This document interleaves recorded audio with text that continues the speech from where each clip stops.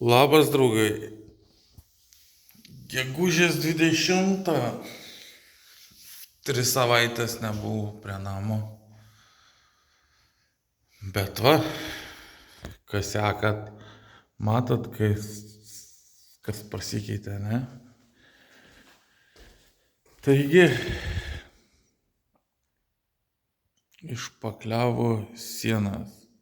Kas mane žiūrėjo nuo pat pirmų video, buvau minėjęs, kad aš daug ko nemoku, kaip namą pradėjau statyti iš vis pirmą kartą su statybom susijęs. Taigi buvau iš karto sakęs, kad aš nešpakliuosiu ir nedažysiu. Daugiau viską bandysiu savo jėgom viską pasidaryti. Taigi pas mane 3 dalykai yra tik samdyti: špakliaviams, šulinėkasiams ir grindų betonavimams. Daugiau viską pats dariau. Kas tik dabar randat mano kanalą, tai pasižiūrėkite, esu daug video prikėlęs nuo pat pradžių, nuo pamato darimo. Pamato darimo jaučiu yra nuo pirmos eilės blokelių iki štai ką dabar matom. Taigi, išpakliavo, dabar atidaryti langai, kad drėgmi išeitų lauką, tik vitrinį nepradarė. Sustatė kampukus, ant kokraščius, pats buvau susidėjęs, kaip dabar neatsimenu, rodžiau vienam video, kaip aš tai pasidariau. Pirkau iš depo tokius profiliukus, gal kažkur rasiu, bet ne, jaučiu, būsiu išnešęs dabar. Ai va, nežinau, ar rodžiau vienam video ar ne, bet pasikartosiu. O tokius profiliukus pirkau depo. Jas nesufokusuoju, ne? Nu, tokius profiliukus pirkau iš depo. Juos va šitai va. Tas liežuvėlis ilgesnis prie sienos. Juos dėjau šitaip, o šitaip. Su langa kraštų lygiai. Įdedi šitaip ir jį įsistato, nefokusuoja, ne? Ir jį įsistato gipsas. Jisai tas galas prisikliuoja, čia įsideda, tada įsistato gipsas ir va šitaip man gražiai Arnoldas užpakliavo visur. Ir jisai dar sudėjo visus kampukus. Tuos čia apačioj nedėjau, dėl to, kad čia virtuvėje bus plytelėm klijuota, ten plytelėm klijuota apačia, o čia va visur palangės sudėtas. Palangės irgi pats dėjus. Tai va tiek užleista.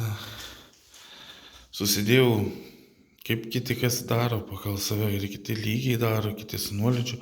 Pas mane čiut nuolydis yra šitaip. Nu, kad trūk, jeigu vandens kažkas palies, ten, kad nubėgtų žemyn Arnoldo įrankiai. Taigi, draugai, išpakliavo, sudėjo kampukus man. Ačiū tau, Arnoldai, jeigu žiūrėsi. Taigi, liko, kad pradžiūtų ir nušveis. Ir paskui kažkokiais gruntiniais dažais nudažys, nes dar pas mane čia noriu gipsą susidėti. Aišku, kiti sakys, reikėjo pirmą gipsą dėtis, bet aš norėjau pirmą, kad sienas išpakliuotų.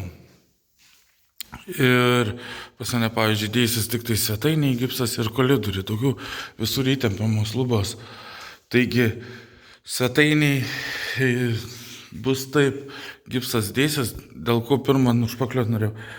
Kad nušpakliuotų, dėl to, kad čia va, kai išpakliuosis, jisai iki pat viršaus gali nusišveist ramiai, jam neklius kampai, niekas nusišveis ir tada gipsas vis tiek žemiau paeis ir gausis gražiai, bus prie pat, nereikės su rankom ten šveist tos kampiukus prie pat prieėjus. Nes dabar nusišveis ir gipsas pasileis žemiau. Taip, kiti sakysit, nusidaužys, čia bla bla, kiti į gipsą. O aš pasakysiu, kad nenusidaužys. Tai va. O taip, va, draugai. Puikiai darbas palė mane. Puikiai sudėti kampukai, sustatyti. Aišku, dar kaušęs, sakau, dar nieks nešveista. Atsiminkit, kad nieks nešveista dar čia. Dar visur šveis.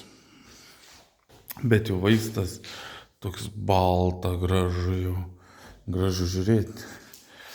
Nusišveis ir bus kaip ir viskas. Čia nedėjau kampukų, nes čia bus plytelės iš abiejų pusių.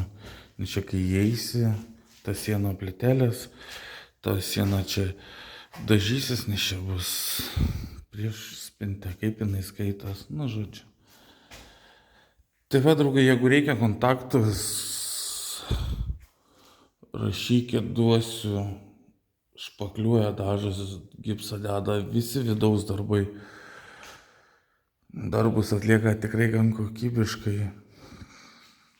Ar čia ne reklama, kainos pas jį, pavyzdžiui, špakliavimo nuo 10 iki 12 eurų už kvadratą. Taigi jums spręs brangu ar pigu, tas 10 ar 12 kvadratų tikriausiai priklauso nuo kur vykt, kaip vykt. Nu, žodžiu, bijau kažką prišnekėti. Jeigu reikės kam nors, kas darytų vidaus darbus, kreipkitės, duosiu kontaktus. Jis tiek gipsą deda, tiek špakliuoja, tiek dažo, visus vidaus darbus.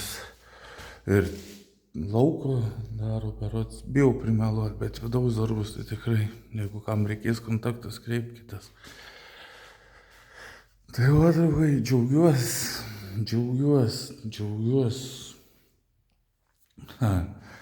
Toliau, su namo matavimais, ne? Buvo,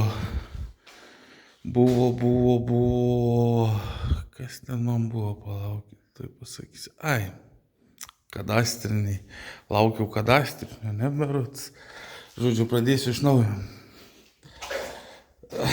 Įsikviečiau testą, kas žiūrėjo tą video, įsikviečiau sandarumo testą. Sandarumo testą puikiai praėjau, ne, 3 geriau negu kad leistina. Tada jis sako, metai laiką te galiu. Tada sakau, ką man daugiau daryti, kad ilgiau galiu. Sako, tu tada naudingumo sertifikatą gauti. Įsikviečiau naudingumo sertifikatą gauti. Naudingumo sertifikatą gauti, sako, reikia namo kadastrinių matavimų. Atvažiavo namo kadastrinių matavimų.